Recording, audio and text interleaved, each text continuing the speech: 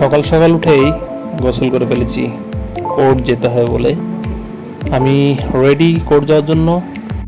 এইটা আমাদের বাজার, যেখানে বাস আসবে, এবং এই জায়গাটা থেকে আমি বাসে চেপে আমি কোর্টে যাব।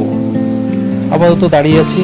সকাল সকাল লোকজন খুব কম, সবেমাত্র দোকানগুলো খুলেছে। আমি দাঁড়িয়ে আছি। যাক, রাস্তার দিকে একটু এগিয়ে যেতে হবে, বাস চলে আসবে। হ্যাঁ, বাস চলে এসেছে, আমার দিকে এগিয়ে আসছে।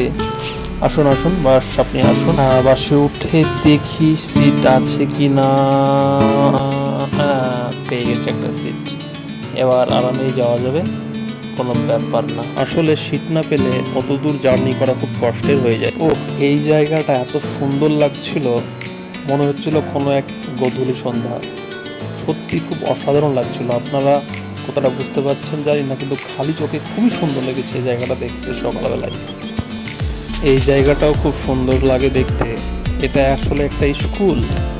তো এই স্কুলটা কে কে চেনেন অবশ্যই কমেন্টে বলবেন। আসলে এই স্কুলের সামনের ফিল্ডটা আমার খুব পছন্দ। এই বড় বাজারটা কে কে চেনেন অবশ্যই বলবেন। যারা শেখপাড়া সাগরপাড়া থেকে আসে এবং জলঙ্গি দমকল থেকে আসে তারা তো অবশ্যই চেনবেন। তো যদি চেনে থাকেন বা চিনতে পারছেন তাহলে কমেন্টে বলে যাবেন যে এটা কোন জায়গা। আমি কোর্টে ঢুকে গেছি, এবার আমাকে ড্রেস আপ করতে হবে। আমার ড্রেস আপ কমপ্লিট। এবার আমাকে যেতে হবে কাজে, মানে কোর্টে। তো যাই আজকের কাজগুলো করতে।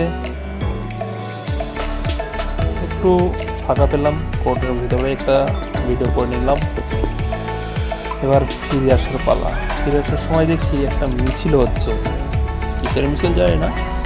এটা বহরমপুর বাস স্ট্যান্ড। এটা সবাই চেনেন, কাউকে চেনাতে হবে না।